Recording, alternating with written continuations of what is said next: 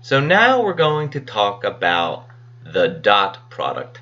Some of you may know a theorem or something about dot product, but most people don't actually know what a dot product is. We're going to start off with notation for a dot product. So the notation is, let's say, vector A dot vector B. So what is the dot product? The dot product is a scalar quantity and can be used to find angles between vectors and is applicable in problems involving work.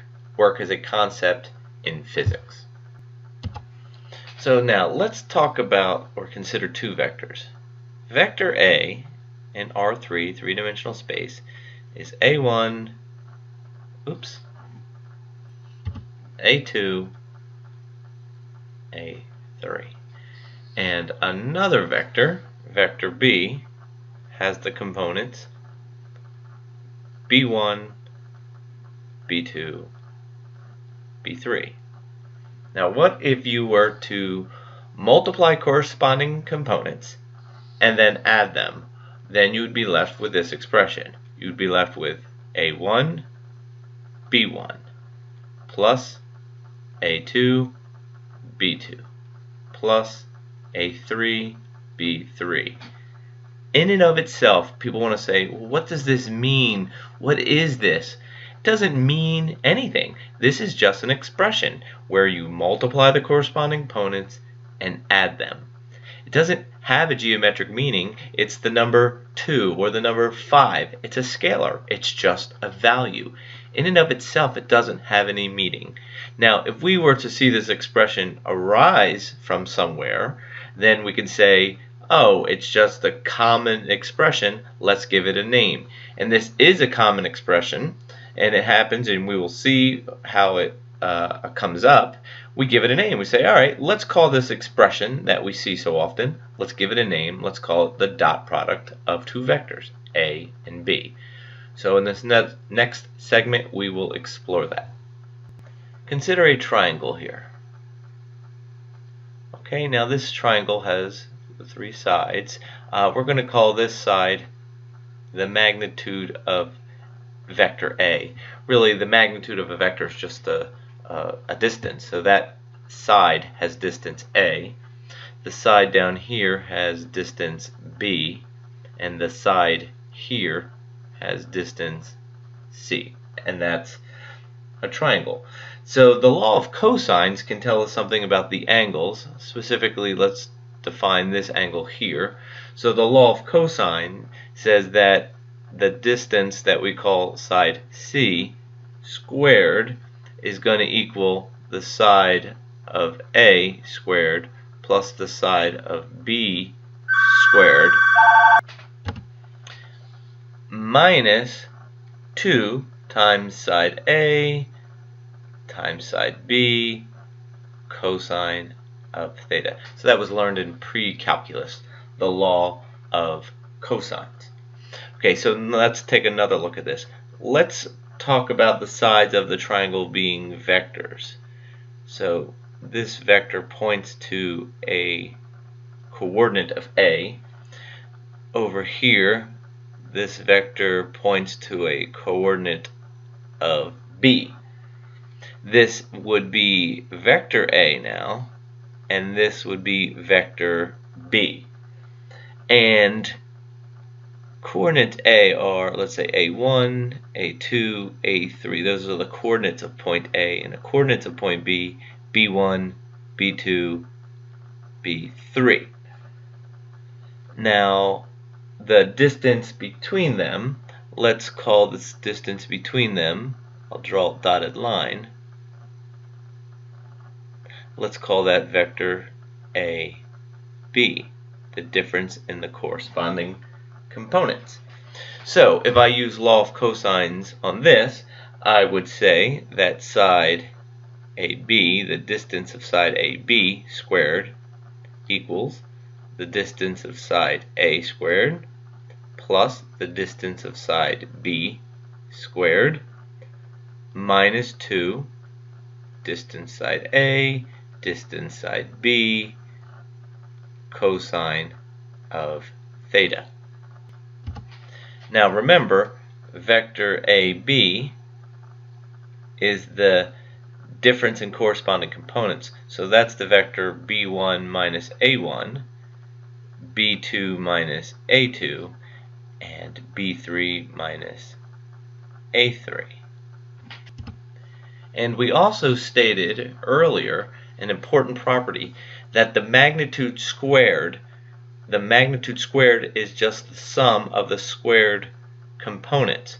So this here will just be the sum of the corresponding components, each one being squared. So that yellow circle is going to lead us to B1 minus A1, that component squared, plus B2 minus A2 squared, plus B3 minus A3 squared.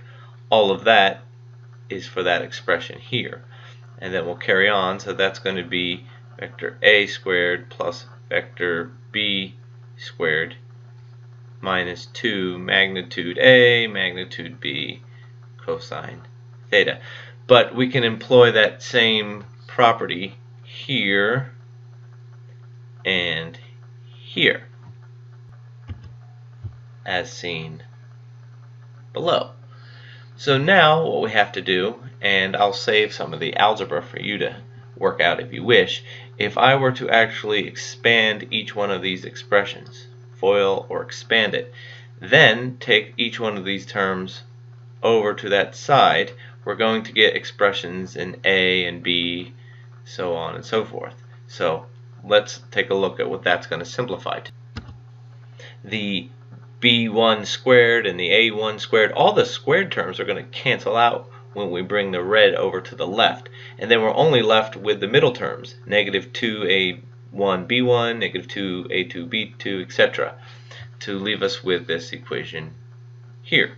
So now some simple algebra. I'm going to divide everything by a negative 2, and it'll give me A1B1 plus A2B2 plus A3B3 equals magnitude A magnitude B cosine of theta. And behold, we have this expression. Now, it wasn't like mathematicians saw this expression and said, "Oh, look at that! We found that expression. That's the dot product. Hooray, we found the dot product." It wasn't that at all. Mathematicians looked at this expression and said, "You know what? This came up again, and it came up again when we did something else, and it keeps coming up. So let's call this expression, let's give it a name. Let's call it vector A dot vector B." So that's the definition of a dot product. The definition says that vector A dot vector B will be assigned the quantity A1B1 plus A2B2 plus A3B3.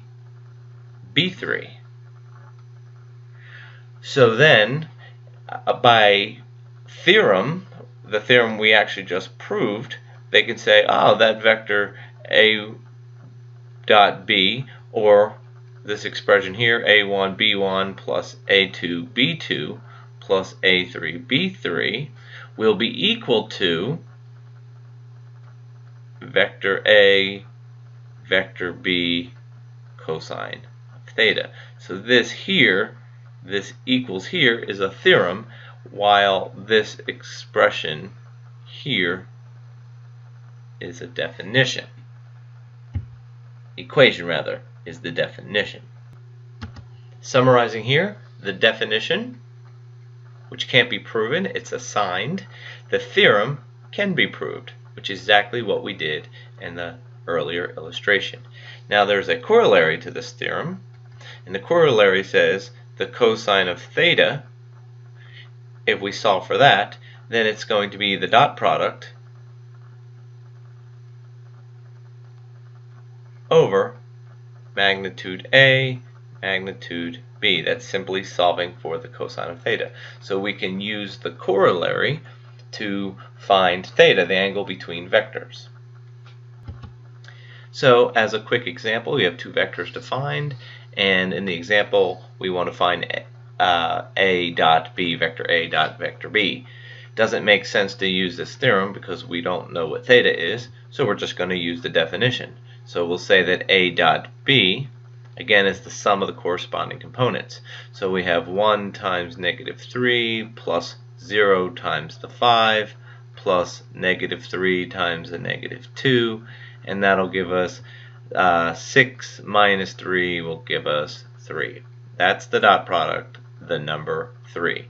Now, if I'm asked to find the angle between the vectors, well, then I certainly can use the theorem or the corollary, and I can say that the cosine of theta is equal to the dot product of 3 over the magnitude of A times the magnitude of B.